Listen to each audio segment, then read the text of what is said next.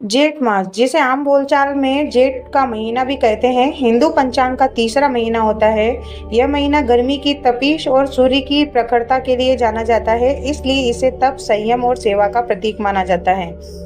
इस माह में कई पौराणिक कथाएं और मान्यताएं जुड़ी हुई होती है। जेठ मास की कुछ प्रमुख कथाओं के बारे में आज की इस वीडियो में मैं आप सबको बताऊंगी। अगर वीडियो अच्छी लगे तो वीडियो को लाइक कीजिए, चैनल को सब्सक्राइब कीजिए और हाँ, बेल आइकन के ऊपर प्रेस करना ना भूलें ताकि समय समय पर आप सबको हमारी वीडियो के नोटिफिकेशन मिलते रहे। जेठ मास से जुड़ी हुई कुछ कहानियां इस प्रकार है। जलदान का इस महीने में सबसे ज्यादा महत्व होता है। एक प्रचलित कथा के अनुसार बताया जाता है कि एक ब्राह्मण और एक ब्राह्मणी थे जो बहुत ही धार्मिक प्रवृत्ति के थे, लेकिन उन्होंने जलदान का महत्व नहीं समझा और अपने बावड़ी का पानी जानवरों को नहीं पीने दिया। परिणाम स्वरूप प्यास से कई जानवर मर गए और उन्होंने ब्राह्मण और ब्राह्मणी को श्राप दिया, जिसे वे अगले जन्म में चिड़िया और चिड़ा बन गए।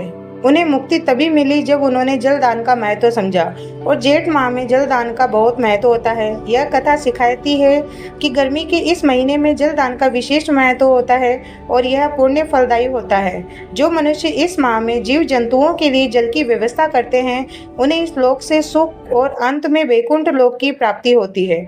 श्री राम और हनुमान जी का मिलन भी बड़ा मंगलवार के नाम से जाना जाता है। धार्मिक मान्यताओं के अनुसार जेठ मास के मंगलवार को ही भगवान श्री राम और हनुमान जी का प्रथम बार मिलन हुआ था और इसी कारण जेठ माह में पड़ने वाली हर मंगलवार को बड़ा मंगलवार या बुढ़वा मंगलवार के नाम से भी जाना जाता है।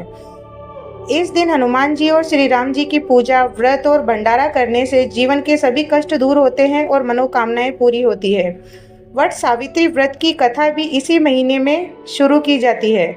जेठ मास की अमावस्या को वट सावित्री व्रत रखा जाता है। इस व्रत से विवाहित स्त्रियां अपने पति की लंबी आयु और सुख समृद्धि के लिए वट वृक्ष की पूजा करती है और पौराणिक कथा के अनुसार बताया जाता है कि सावित्री ने इसी दिन यमराज से अपने पति सत्यवान के प्राणों की रक्षा की थी। केले के पेड़ को सींचने की कथा भी इसी से संबंधित है। एक अन्य कहानी में एक साहूकार दंपति की बहू जेठ के महीने में हर साल स्नान करने के बाद केले के पेड़ को सींचा करती थी। वह अपनी कुंवारी ननद को भी साथ ले जाया करती थी। इस कथा का संबंध सौभाग्य और समृद्धि से माना जाता है, जो जेठ माह के धार्मिक अनुष्ठानों में के पालन से जुड़ी हुई है।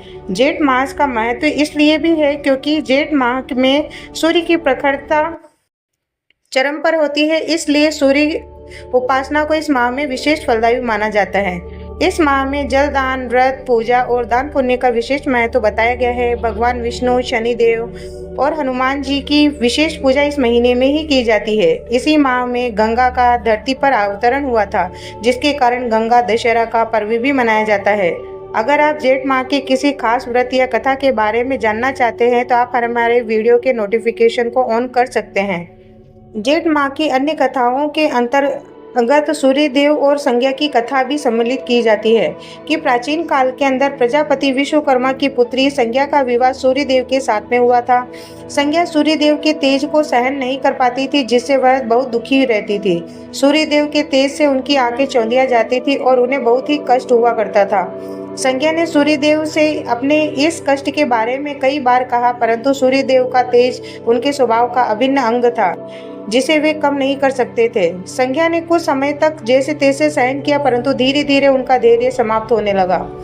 संज्ञा ने सूर्यदेव के तेज से बचने के लिए एक युक्ति सोची। उन्होंने अपनी छाया प्रतिरूप को उत्पन्न किया और उसका नाम छाया ही रखा।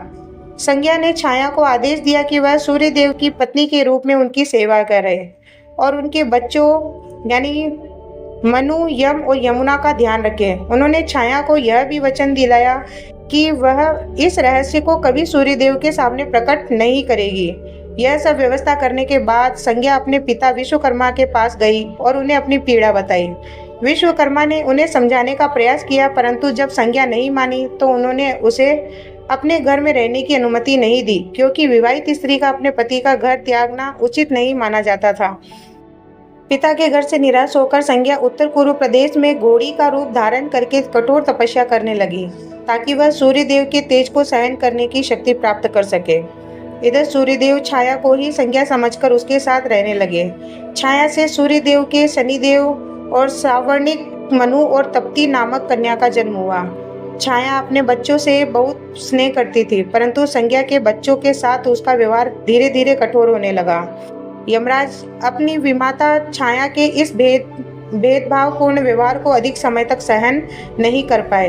एक दिन क्रोध में आकर उन्होंने छाया को पैर से मारने का प्रयास किया। इस पर छाया ने यमराज को श्राप दे दिया कि उनके पैर में कीड़े पड़ जाए और वह गल जाए।